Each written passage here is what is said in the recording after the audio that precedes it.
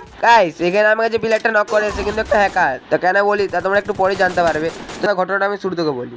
এখানে দেখো আমি প্রতিবারের মতন পিকে ল্যান্ডিং করি, আর ল্যান্ডিং করার সাথে কিন্তু আমি একজনকে মিনি উজি দিয়ে নক করে দিই। ওকে কিনিয়ে নেওয়ার পর আমি সামনে পিকের দিয়ে এগিয়ে যাই, আর সামনে কিন্তু এখানে দেখো আমার হ্যাকারটা আছে, আর হ্যাকারটা কিন্তু আমাকে নক করে দেয়, আর বাকিটা তোমরা আগেই দেখেছিলে। তারপরে আমি আবার মরে যাওয়ার পরে পিকে ল্যান্ডিং করি, আর ল্যান্ডিং করার পরে এখানে দেখো আমার দুটো টিমের কিন্তু নক হয়ে গেছে।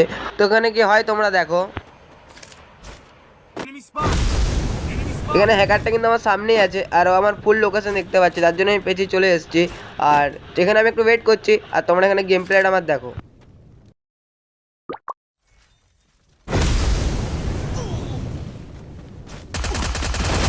এখানে আমিও নক, হ্যাকারও নক। তো চলো তোমাদের হ্যাকারের দিকে দেখাই।